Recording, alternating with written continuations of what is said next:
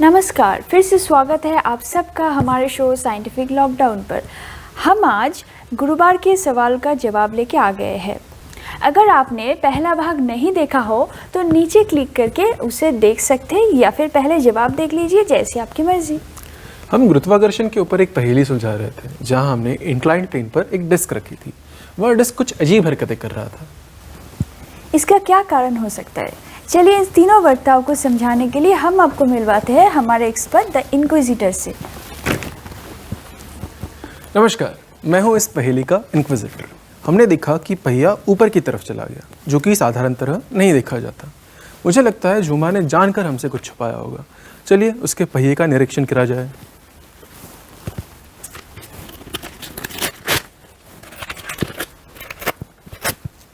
यहाँ कुछ नहीं।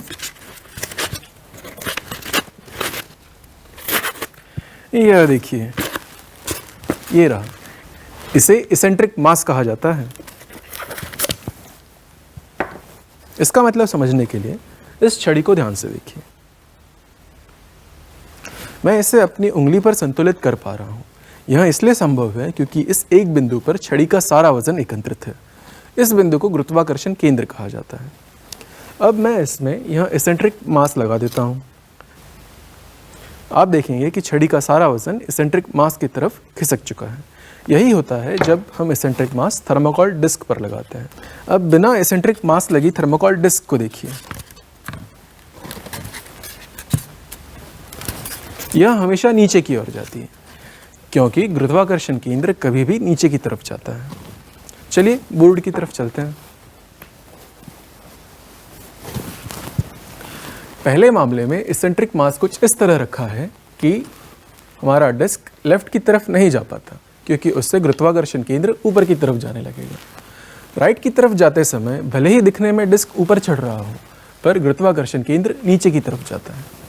दूसरे मामले में इसेंट्रिक मास कुछ इस तरह रखा गया है जिससे कि डिस्क भले ही किसी भी तरफ लुढ़के, इसेंट्रिक मास ऊपर की तरफ जाता है। इस कारण वह स्थिर रह जाता है।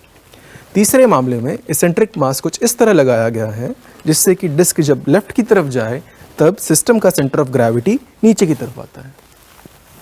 चलिए अब इसको परख कर देख लेते हैं।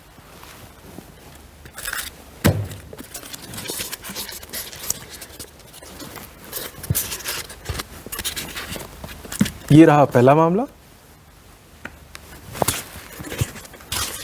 ये रहा दूसरा मामला, और ये रहा हमारा तीसरा मामला। मैं उम्मीद करता हूँ झूमा अगली बार कुछ ऐसी पहेली लाएगी जिसे सुलझाने में 1 मिनट से ज़्यादा का समय लगे। तब तक सवाल करते रहिए।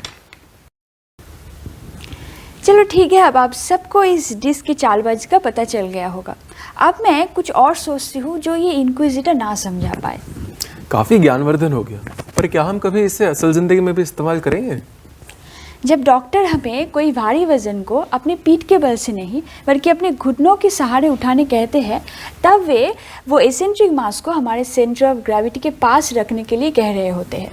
और क्या तुम्हें पता है कि हमारा फ़ोन एसेंट्रिक मास के घूमने के कारण ही वाइब्रेट कर पाता है? ओह, काफ़ी अच्छी बात बताई तुमने। अब कमेंट सेक्शन से सबसे रोचक स्पष्टीकरण चुनने का समय है। विवेक मिश्रा लिखते हैं कि हमने एक चूहे को पाला, उसे तैयार किया और उसे इस डिस्क के अंदर छुपा दिया। हमारे इशारों पर वो चूहा इस डिस्क को ऊपर नीचे आगे पीछे कर रहा है। क्या आपके पास कोई अजीब सवाल है? हमें scientificlockdown@gmail.com पर लिखकर भेजें। अगर ऐसी और वीडियोस अब बनते देखना चाहते हैं तो सब्सक्राइब बटन दबाकर हमें सूचित करें और अपने दोस्तों के साथ इस वीडियो को शेयर करें और सोशल मीडिया पर हमसे जुड़े। धन्यवाद।